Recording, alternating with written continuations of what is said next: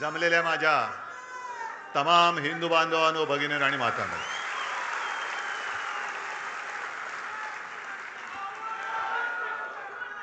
आज शिवसेनेचा 60वा वर्धापन दिन आहे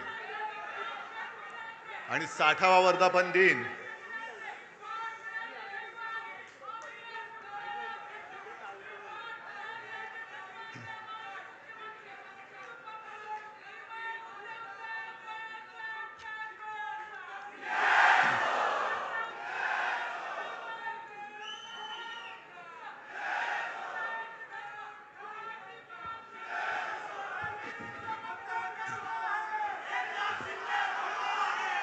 आणि 60वा वर्धापन दिन हा हीरक महोत्सव असतो. हीरक महोत्सव असतो. म्हणून नेहमीप्रमाणे मी माझ्या भाषणाची सुरुवात केलेली असली तरी आज विशेष म्हणजे तुम्हाला सगळ्यांना उद्देशून जमलेल्या माझ्या तर आहातच, पण मला दिलेल्या हिऱ्यापेक्षा मौल्यवान जीवाला जीव देणाऱ्या शिवसैनिक बांधवांनो, भगिनी आणि मातांनो, कारण ही देणगी माझी वडिलोपार्जित आहे. त्याच्यामुळे कोणी मायकल लाल ही देणगी माझ्यापासून हिरावून घेऊ शकत नाही. आजचा वर्धापन दिन अनेकांना वाटलं असेल की दुःखी आणि कष्टाने खचून गेलेला शिवसैनिक इथे दिसेल, पण इकडे एक सुद्धा शिवसैनिक खचलेला नाही, उलटा पेटलेला आहे.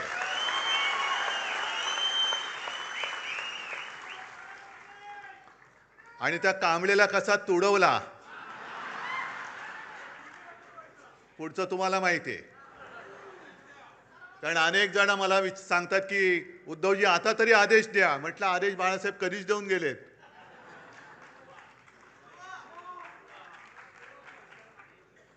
आज विशेषतः 4 खासदारांचा सत्कार तर केलाच, त्यांच्यासोबत आपले हक्काचे 20 आमदार आहेत.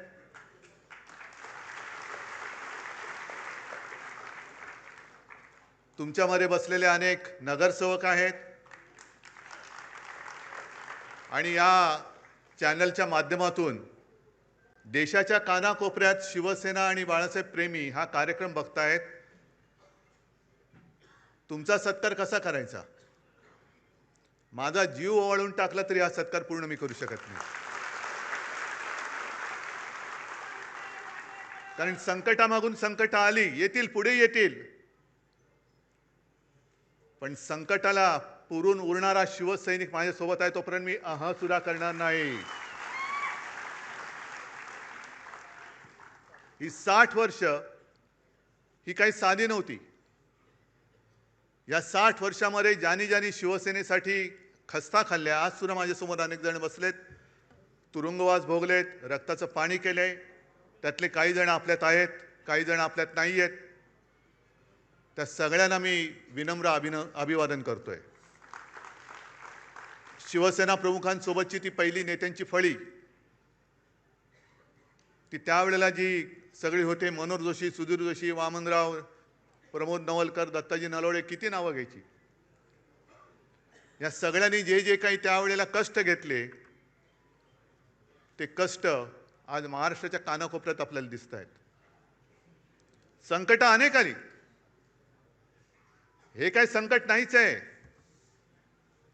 मगाशी चंदन शिवे जे बोलले तेच माझं मत आहे की ज्या वेळेपासून आपण आपलं यश अपयश हे निवडणुकीच्या निकालाबरोबर तुलना करायला लागलो, तिकडे आपण फसलो.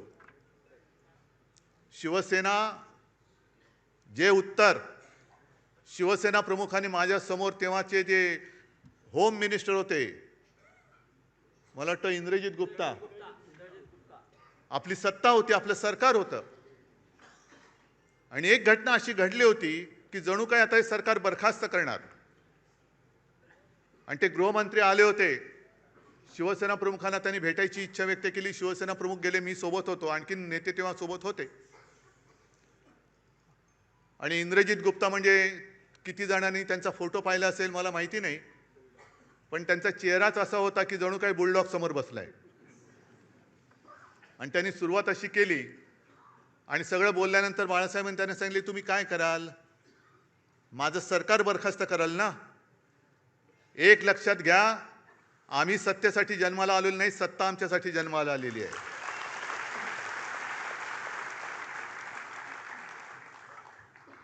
आणि 60 वर्ष त्याच्यामध्ये आणीबाणी सुद्धा आली. आणीबाणीचा काळ आणखीन भयानक होता. आणि तेव्हा तर ह्या सगळ्या गोष्टी, या सगळ्या आठवणी स्वतः शिवसेना प्रमुखांनी सांगितलेल्या आहेत की त्याही वेळेला रजनी पटेल म्हणजे आज जे आहेत त्यांच्याच राज्याचा हा शिवसेनेच्या मुळावर उठला होता. आणि त्यांनी शिवसेना प्रमुखांना एक पत्र लिहून दिलं होतं आणि सांगितलं होतं की याच्यावर सही करा, सही नाही केली तर तुम्ही आतमध्ये जाल. आणि ते पत्र असं होतं की जणू काही शिवसेना ही काँग्रेसमध्ये विलीन करा. जे आज बोंबलत बसलेत ना, आम्हाला वाटलं शिवसेना काँग्रेसमध्ये विलीन करणार. अरे 30 वर्ष भाजपसोबत राहून भाजपात नाही विलीन झालो तर काँग्रेसमध्ये कोण विलीन होणार?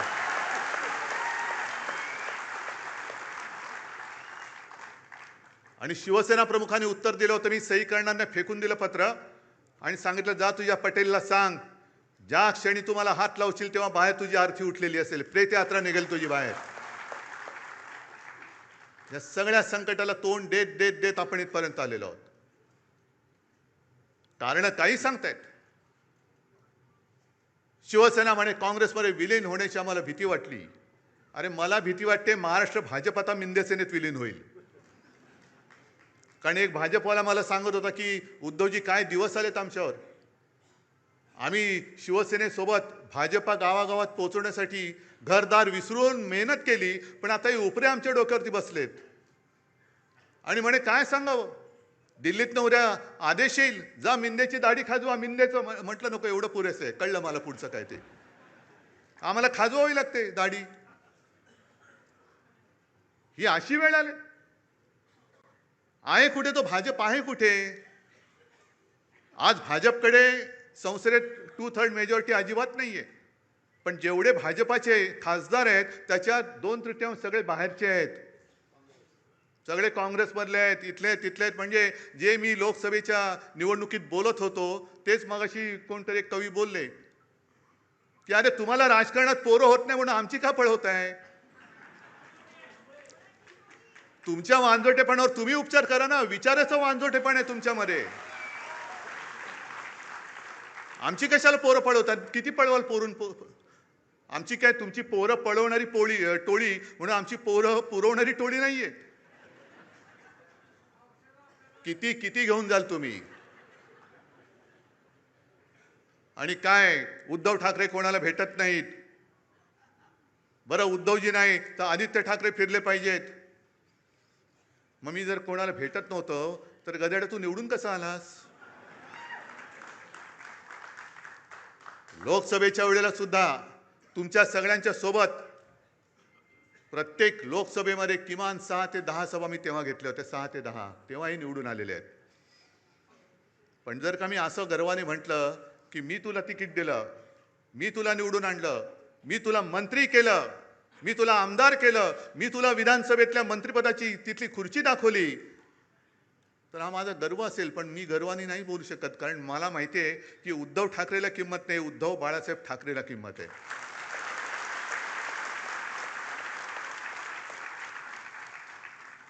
आणि याचं भान मला आहे. आपण ज्या वेळेला सगळ्या महिलांना माहिती आहे, आता शहरामध्ये तर काही जंगलतोड बेसुमार चाललेली आहे. शहरामध्ये वडापाव माहिती आहे, पण वडापाव म्हणजे वटसावित्रीचा वड गेला, त्याच्यावरती फेऱ्या मारणं गेलं.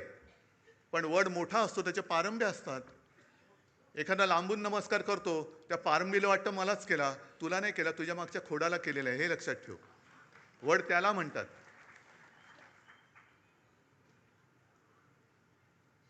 आणि मातोश्रीवरती शिंतोडे उडवत आहेत. मला कळत नाही ही कुठली अवलाद. म्हणजे ज्या शिवसेना प्रमुखांनी मराठी माणसाच्या आणि हिंदूंच्या रक्तामध्ये स्वाभिमान रुजवला, त्या रक्तामध्ये हे भेसळ कुठून आणली? ही कोणाची अवलाद आहे? ते तर कळतंय, दुसऱ्याचे बाप चोरावं लागतायत. कारण मला आठवत आहे की शिवसेनेची जेव्हा स्थापना झाली, तो क्षण आजही माझ्या डोळ्यासमोर आहे. आणि त्या क्षणाचे आता साक्षीदार 2-3 कदाचित मी, चंदू मामा असे 2-3 राहिलो असू. मी अनेकदा सांगितलेलं आहे की तुमच्या सगळ्यांपेक्षा सगळ्यात ज्येष्ठ शिवसैनिक मी आहे. कारण शिवसेनेच्या स्थापनेचा नारळ हा माझ्यासमोर फुटलेला आहे आणि त्यातनं उडालेले तुषारे माझ्या अंगावरती उडालेले आहेत. नाही, तुम्ही त्या क्षणाला तिकडे हजर नव्हतात. खर्सीकर बोलतात मी होतो म्हणून.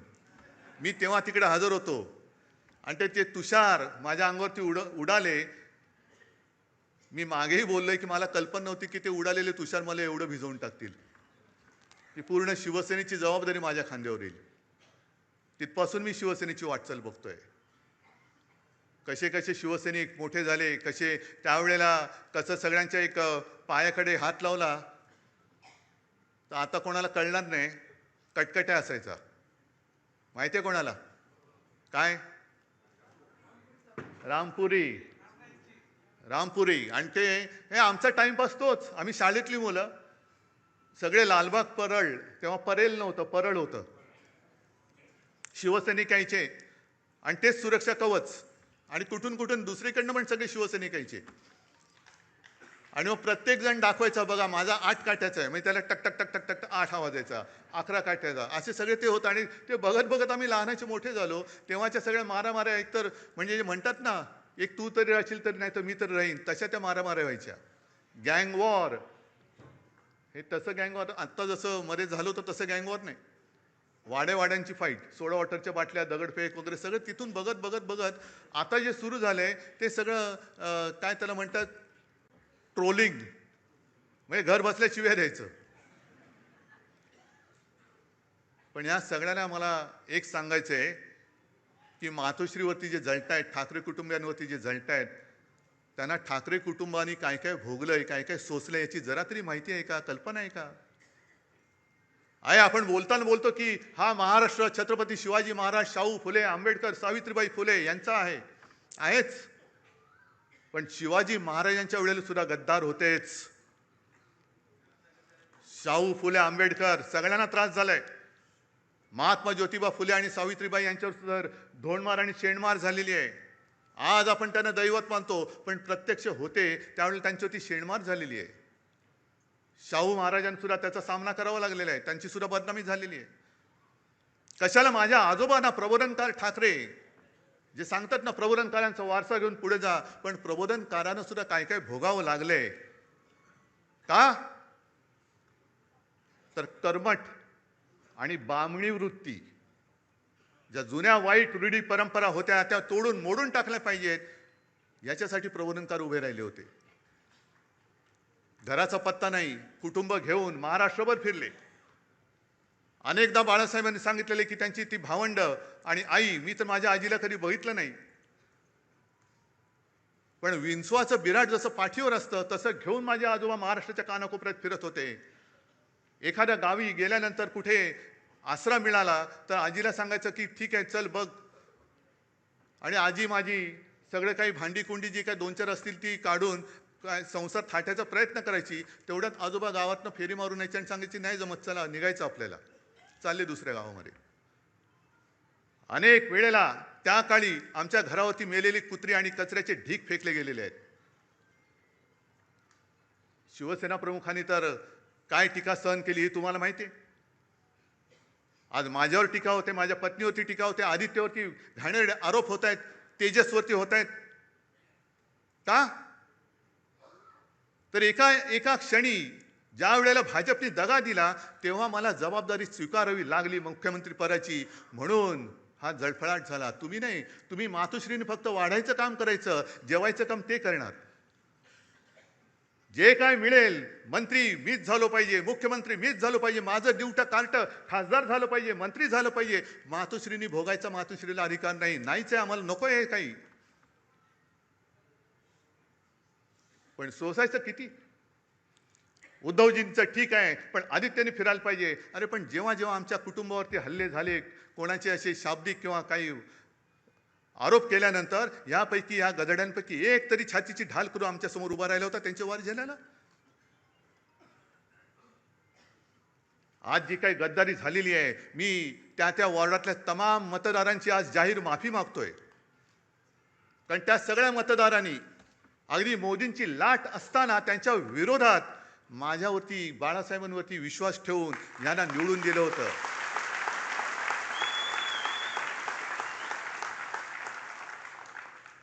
जे आम्हाला डिवचलं जात होतं की तुमची मोदींच्या चेहऱ्यावरती खासदार निवडून आलेत, मोदींचा चेहरा न वापरता आपल्या शिवसेनेचे 9 खासदार डौलाने निवडून आले होते. काही थोडक्यात गेले एक तरी इथली तर सीट चोरलीच. कुठे होते मोदी? आणि त्याच्यानंतर म्हणजे तेव्हा भाजपचे 20 पेक्षा जास्त खासदार ते पण 9 झाले. आणि आज परत फोडाफोडी कशासाठी फोडताय? काय मिळवायचंय काय तुम्हाला? म्हणजे सत्ता पिपासू किती व्हायचं? सरदार वल्लभभाई पटेलांनी मराठवाड्यामध्ये पोलीस कारवाई केली, ती का केली होती? रजाकारांना घालवण्यासाठी आणि तो प्रांत आपल्या देशात आणण्यासाठी म्हणून पोलीस कारवाई केली होती. आणि यांनी काय केलं? 2-2.5 लाख सीमा सुरक्षा दल घुसवलं. कुठे घुसवलं? बंगालमध्ये एका महिलेला हरवण्यासाठी निवडणूक आणि स्वतःचा पक्ष जिंकण्यासाठी देशाचं सुरक्षा दल तुम्ही वापरता. कोणालाच काय वाटत नाही. ममता बघा कशा लढतायत. काय होतंय? हारल्यानंतर किती देशामध्ये प्रतिक्रिया उमटली. 2.25-2.5 लाख फौज जर तुम्ही निवडणूक जिंकण्यासाठी वापरत असाल, स्वतःच्या पक्षासाठी वापरत असाल, तर मणिपूरमध्ये का नाही घुसवत? अजून 12 वर्ष होऊन गेली. पाक व्याप्त काश्मीरमध्ये अजून का नाही घुसवली? चला उद्या घुसवा, शिवसेना तुम्हाला जाहीर पाठिंबा देते.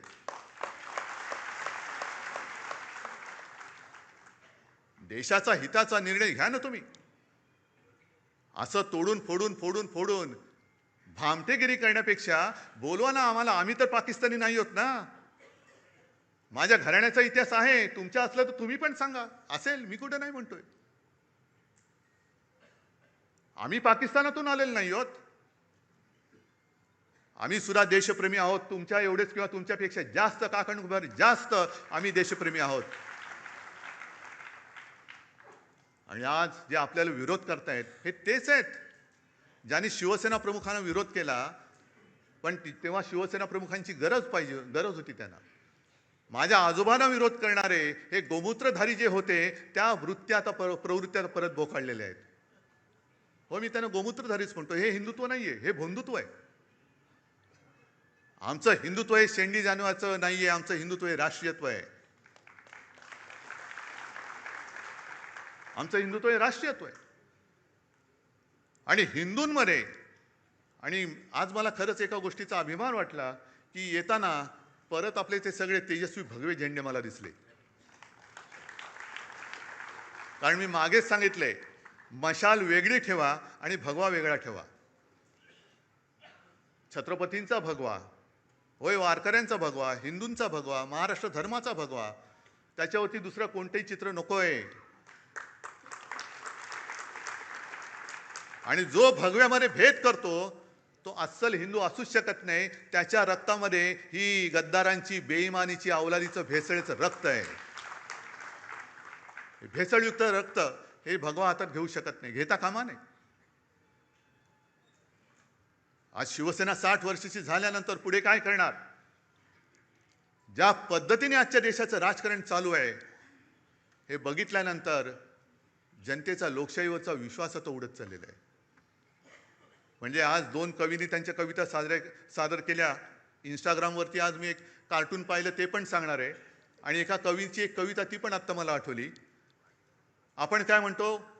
मशाली समोरचं बटन दाबा, आम्हाला मत मिळेल. काँग्रेस काय म्हणतं? हातासमोरचं बटन दाबा, आम्हाला मत मिळेल.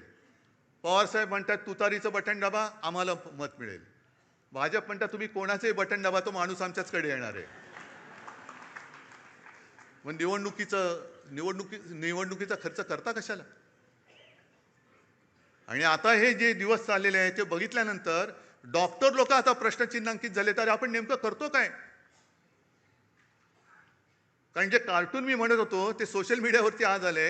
एका सोने चोराला पोलिसांनी पकडलंय आणि तो चोर त्यांना सांगतो, हो साहेब, चोरी म्हणू नका, ऑपरेशन गोल्ड म्हणा. त्याशिवाय डॉक्टर आता गोंधळलेत की आपण चोरी करतोय की ऑपरेशन करतोय. पण हे असं ऑपरेशन जर होत असेल तर तुम्हाला सगळ्यांना आणि आपल्या देशाला मिळून ऑपरेशन कमळ करावं लागेल. हा लोकशाहीचा धोका आहे. लोकशाहीला हा धोका आहे.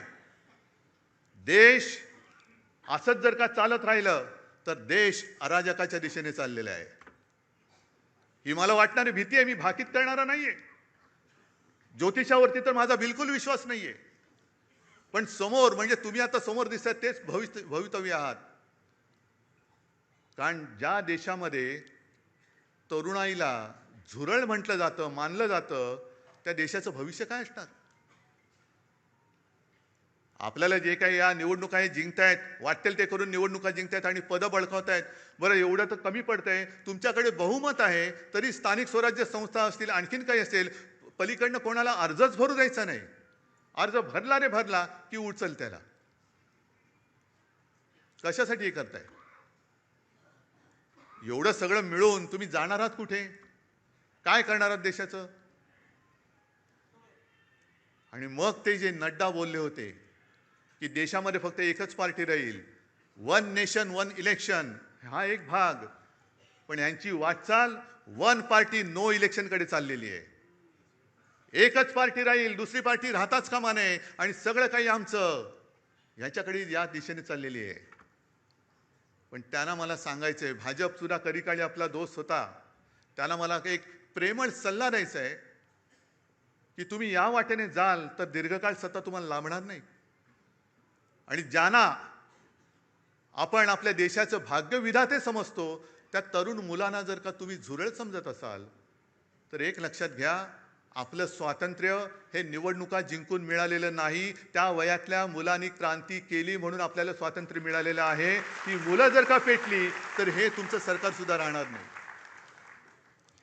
काढा ना, काय वय होती? खुदिराम बोस 17 वर्ष, अनंत लक्ष्मण कानेरे काय वय होतं? भगतसिंग काय होतं वय होतं? राजगुरू काय वय होतं?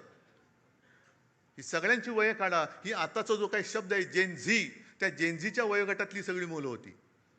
काय बेकार होती? अशीच फिरत होती. त्यांना काय उद्योगधंदे नव्हते. चाफेकर बंधू किती वर्षाचे होते? पण त्यांना माहिती पण नव्हतं देश स्वातंत्र्य नाही, माझा देश गुलाम आहे, माझी भारत माता गुलामगिरीत राहता कामा नये. मेलो तरी 72, पण मी माझ्या देशाला स्वतंत्र करेन. आता देश म्हणजे कोण? आपण. देश म्हणजे मला एक शाळेमध्ये धडा होता, देश म्हणजे देशातील माणसं, दगडधोंडे नाहीत. आपण सगळे आहोत, पण आपलेच जर का दगडधोंडे झाले तर मग हे स्वातंत्र्य उपभोगणारे कोण? कोण उपभोगणार आहे? बरं, चला एक असा विचार करून चालतो की याच्या पुढे शिवसेना निवडणूकच लढवणार नाही. काय करणार आहेत बोला? काय करतील? बरं, तुमच्यापैकी किती राहतील माझ्यासोबत? बघा, एकही तिकीट मिळणार नाही. मग काय करतील? कारण का मरमर मेहनत तुम्ही करायची, निवडून आपण आणायचं आणि यांचे खोके खोक्यावर खोके. म्हणजे शेतकरी रडतोय, त्याच्या मालाला हमी भाव नाही, पण आमदार खासदाराचा हमी भाव ठरलेला आहे. म्हणजे शेतकऱ्याला, ते कैलास पाटील परवा सांगत होते, ते सांगतील शेतकऱ्याला आता कर्जमाफी त्यांनी दिले. आपण मुक्त म्हणतो, ते माफी म्हणतायत. कर्जमाफीमध्ये त्यांनी अशा अटीतटी शर्ती टाकलेल्या आहेत की शेतकरी म्हणाल मेलो तरी चालेल पण तुझं कर्ज नको, मी भीक नको, पण कुत्रावर. म्हणजे शेतकऱ्याला तुम्हाला धड कर्जमुक्त करायचं नाहीये, शेतकऱ्याच्या मालाला किंमत द्यायची नाहीये, पण नुसते आमदार खासदार आणि नगरसेवक आणि हे विकत घ्यायचे. वा, एवढा पैसा आहे तुमच्याकडे? निवडणुकीच्या आधी लाडकी बहीण आणि आता 80 लाख महिलांचं ते त्यांची ओवाळणी काढून घेतलेली आहे.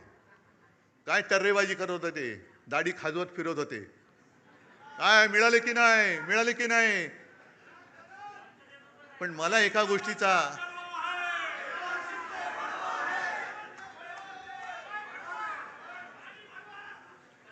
गोष्टीचं थोडं वैषम्य वाटतं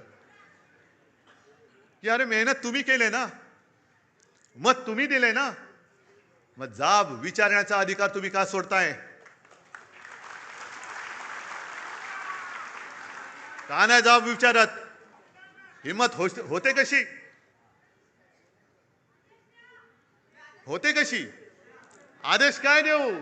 निवडून आणा म्हणून तुम्हाला मी आदेश दिला होता, तुम्ही निवडून दिलं, मग मेहनत तुम्ही घेतलेली आहे. मेहनत केल्यानंतर जाब विचारण्याचा अधिकार तुमचा आहे, तुम्ही तो बजावत नाही आहात.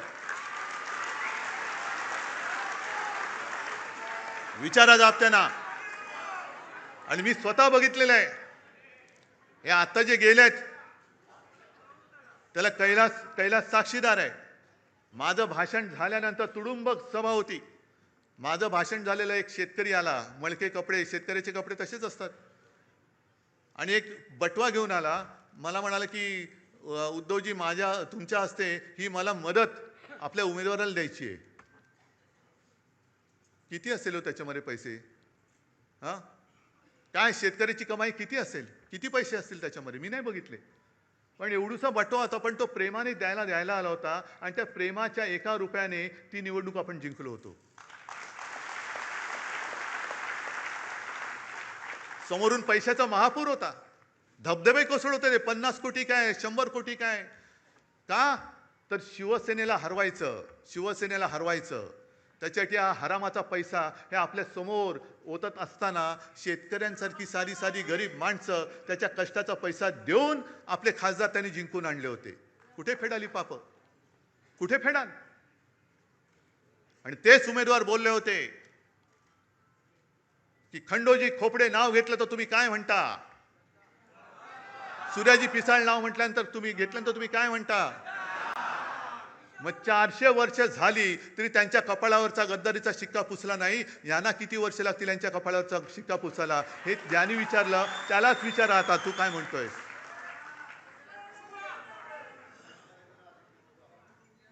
तुम्ही महाराष्ट्राचा विश्वासघात करता. अरे त्यावेळेला आपल्या महाराष्ट्राने तो त्यांचा अश्वमेध अडवला होता. हा पराक्रम महाराष्ट्राने केलेला आहे. त्याही वेळेला काँग्रेस सोबत होतीच ना. काँग्रेसच्या नेत्यांच्या सभा तुम्हाला हव्या होत्याच ना. आज एकदम तुम्हाला वाटायला लागलं की शिवसेना काँग्रेसमध्ये विलीन होईल. शिवसेना विलीन होण्यासाठी आलेली नाहीये, तर शिवसेना ही मराठी माणसाच्या आणि हिंदुत्वाच्या रक्षणासाठी आणि न्याय हक्काच्या लढ्यासाठी जन्माला आलेली आहे. आणि मग काँग्रेसचा विषय काढलाच आहात तर तेही तुम्हाला सांगतो, काँग्रेसने सुद्धा आपल्याला छळलंच नाही, म्हणतच नाही मी. आपला अर्ध्याहून अधिक आयुष्य हे काँग्रेस बरोबरच्या दुश्मनीमध्ये, राजकीय वैरामध्ये गेलेलं आहे. अगदी टोकाचं वैर, अगदी काय तिखट टीका आपण केलेली आहे. आणि टीका कोणासाठी केली? भाजप सोबत होता आपल्या म्हणून, भाजपसाठी म्हणून. काही वेळेला त्यांचे वार शिवसेना प्रमुखांनी त्यांच्या अंगावरती घेतलेले आहेत. बाबरी पाडल्यानंतर हे सगळे भाजपवाले पळून गेले होते पाय लावून पार्श्वभागाला, तेव्हा शिवसेना प्रमुख फक्त उभे राहिले होते. कोणासाठी उभे राहिले होते? कोणावरचं संकट त्याने आपल्यावर घेतलं होतं? या सगळ्या गोष्टी तुम्ही विसरून गेलात. अगदी बाबरी पाडल्यानंतर सुद्धा आरोपी नंबर 1 का 2 हे आपले हिंदू हृदय सम्राट होते. मला वाटतं 1 नंबर अडवाणी, 2 नंबर शिवसेना प्रमुख. लखनौ कोर्टात पण जावं लागलं होतं. सीबीआयची चौकशी झाली, पण बाळासाहेबांनी त्यांनी सीबीआयने तिकडे नाही बोलवलं. सीबीआयचे अधिकारी व्यवस्थित येऊन आदबीने शिवसेना प्रमुखांना विचारून गेले होते. काँग्रेसने सुद्धा आपली माणसं फोडली. काही माणसं आपण काढून टाकली होती, ती त्यांनी घेतली. पण कधीही काँग्रेसने त्याच्यापैकी कोणालाही मुख्यमंत्री केला नव्हता. मुख्यमंत्री कुठे होता?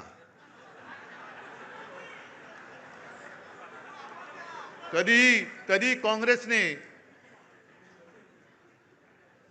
आपल्याला छळलं असं छळलेलं नव्हतं.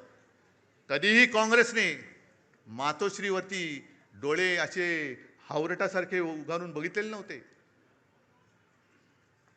पण आज भाजपा शिवसेना मुळासकट उखडून टाकायला निघालेला आहे. मातोश्रीला बदनाम करायला निघालेला आहे. हा फरक आहे. आणि ही संस्कृती भले काँग्रेस कोण असेल ती असेल, पण तुमच्या हिंदुत्वापेक्षा काँग्रेस त्यांच्या शब्दाला जागलेली आहे. ज्या मातोश्रीने, ज्या बाळासाहेबांनी, कोण तुम्ही असाल, तडीपार होतात, कशासाठी तडीपार झाला माहिती नाही, आपला वाचो याला, तुम्ही काय केलंय, काही का असे नाही, असू दे त्याला, बसू दे त्याला. हे सगळं बाळासाहेबांनी सोसलं, भोगलं, त्याची फळं तुम्ही आम्हाला दाखवताय. राजकारण हे एवढं गडूळ कधीच झालेलं नव्हतं. खरं म्हणजे राजकारणामध्ये 2 माणसं इकडे तिकडे गेली, 4 माणसं, हे ठीक आहे, पण पक्ष तुम्ही संपवायला निघालेला आहात.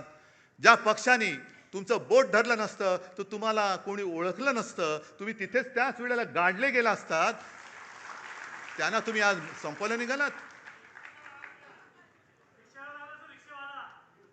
बरं, आज मी आणखीन मुद्दामून एक हे ऐकवतोय. हे आता जे त्यांचं चाललेलं आहे सगळं, की टू थर्ड, हे कायदेतज्ञ उल्हास बापट, की 2/3 लोकांची संमती असावी लागते, या मुद्द्याचा आधार घेतला जातोय. पण तो अर्धवट आधार घेतला जातोय. आता 10व्या शेड्यूलमध्ये असं म्हटलेलं आहे की जर का एखाद्या सदस्याने आपणून पक्ष सोडला तर तो डिस्क्वालिफाय होतो या 10व्या शेड्यूल खाली. आणि मग 4थ्या पॅरेग्राफमध्ये लिहिलंय की यातनं कोण कोण वाचू शकतं, तर पक्षाने जर का विलिनीकरण केलं आणि त्याला 2/3 सदस्यांनी जर का संमती दिली तर ते वाचतात. म्हणजे निर्णय जो आहे मर्जरचा तो पक्षाने घ्यायचा. या 6 लोकांकडे तो मर्जरचा निर्णय नाहीये. हे त्या तिकिटावर निवडून आलेले, तो पक्ष नाहीये, पक्ष वेगळा आहे. त्यामुळे इथे निर्णय जो आहे तो उद्धव ठाकरेंनी घ्यायचा आहे. आणि मग जर का 2/3 असतील तर ते वाचतील. तर आता याच्यावर सुप्रीम कोर्टाने आतापर्यंत 4 वर्ष हा खटला पडू नये, अजून सुप्रीम कोर्टाने याच्यावर निर्णय दिलेला नाही. मला तर काही वेळा असं वाटतं की इतक्या उदात्त हेतूने हा अँटी डिफेक्शन लॉ केला होता 85 साली, की ही जी संसदीय लोकशाही आहे त्याचा आत्माच मुळी पक्ष पद्धती आहे. तर ती निकोप ठेवायची असेल तर पक्षांतर बंदी कायदा पाहिजे म्हणून हा केला. त्याचं इतकं विकृतीकरण गेल्या काही दिवसांमध्ये केलंय 4 वर्षामध्ये, आणि सुप्रीम कोर्ट गप्प बसलंय. तर मला तर काही वेळा असं वाटतं राज्यघटना शिकवणारा म्हणून, की या विकृतीकरणाला सगळ्यात जास्त कोणी जबाबदार असेल तर सुप्रीम कोर्टच जबाबदार आहे.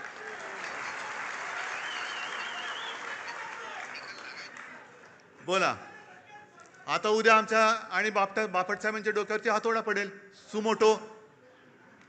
कारण झालंय काय, की एका बाजूने सुप्रीम कोर्ट आणि आमचे कायदा मंत्री बॅडमिंटन खेळतायत आणि मध्ये आमचं शटलकॉक झालंय. संविधानाचं पण शटलकॉक झाले, हा त्याच्याकडे, तो त्याच्याकडे, तो त्याच्याकडे. अरे देशाची बरबारी होते आणि तुम्ही तिकडे मजा मारत बसलात.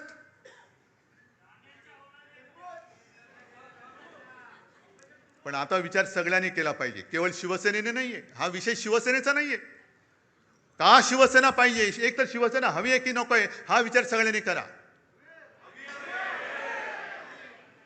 महाराष्ट्राने केला पाहिजे. आज सुद्धा मी जेव्हा जातो, म्हणजे अगदी ठीक आहे, मी जिल्हा परिषद निवडणुकीला नाही फिरलो कोणी. याचं कारण मला स्थानिक नेते उभे राहिले पाहिजेत. त्यांच्या जीवावरती तुम्ही शिवसेनेची धुरा ही स्थानिक पातळीवर तरी सोपवणार आहात की नाही? का प्रत्येक वेळेला आपले पंतप्रधान येतात, अगदी दूध संघाच्या निवडणुकीला सुद्धा भाई और बहिनो, मग माझे स्थानिक लोक आहेत कुठे? बरं, तुम्ही खासदार आहात, तुम्ही आमदार आहात, अरे करा ना निवडणूक, लढवा. पण ज्या वेळेला आपत्ती आली होती मराठवाड्यावरती, या गेल्याच वर्षी जमीन वाहून गेली होती, शेतकऱ्याची जमीन, महापुरामध्ये घरं वाहून गेली, भांडीकुंडी वाहून गेली, वह्या पुस्तकं वाहून गेली. तेव्हा मुख्यमंत्री उपमुख्यमंत्री कोणी आले नव्हते. मी आणि माझ्या बरोबर हे सगळे अंबादास, चंद्रकांत खैरे साहेब, कैलास वगैरे त्यावेळेतले सगळे आमदार, खासदार आणि आपले शिवसैनिक त्यांच्या मदतीला धावून गेले होते. मी मुख्यमंत्री होतो, हे सांगावं का लागतंय? कारण लोक विसरतात. कोणी न मागता कर्जमुक्ती ती सुद्धा कोणत्याही प्रश्नाशिवाय मी केली होती. 10 रुपयामध्ये शिवभोजन दिलं होतं आणि करोनामध्ये काय केलं होतं हे तुम्हाला माहिती आहे. आणखीन आमच्या घराण्याचा जो इतिहास आहे तो एक सांगायचा राहिला, कारण प्रबोधनकारांपर्यंत तुम्हाला सगळ्यांना माहिती आहे.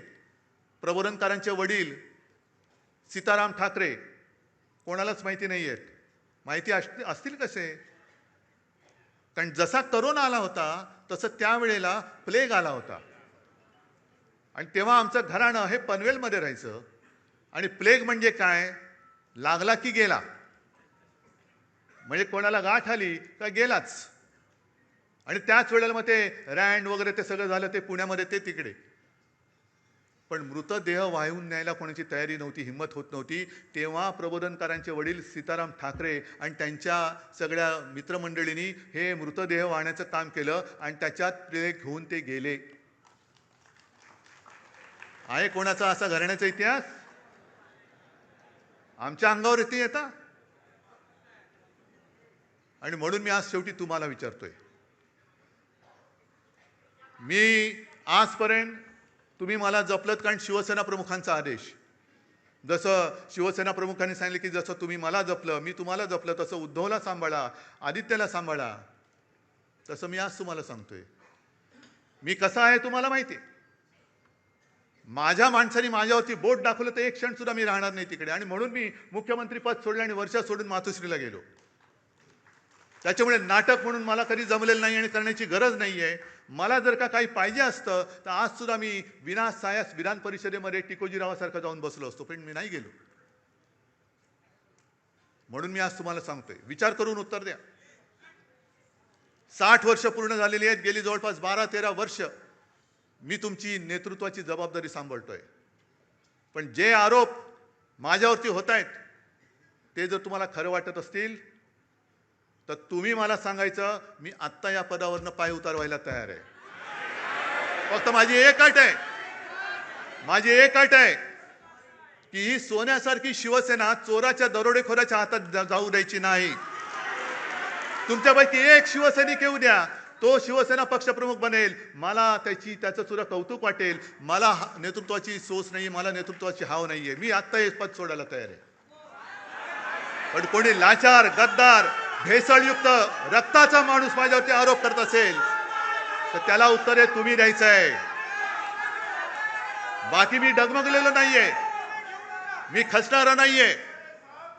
अनेक संकट आली, अनेक वादळं आली, मी पळणारा नाहीये. मी पहाडासारखा उभा राहीन, जबाबदारी स्वीकारेन. पण तुमच्या मनात जोपर्यंत विश्वास आहे तोपर्यंतच हे मी करेन. आणि ज्या क्षणी तुम्हाला वाटेल त्या क्षणी मी हे पद सोडल्याशिवाय राहणार नाही. जय हिंद, जय महाराष्ट्र.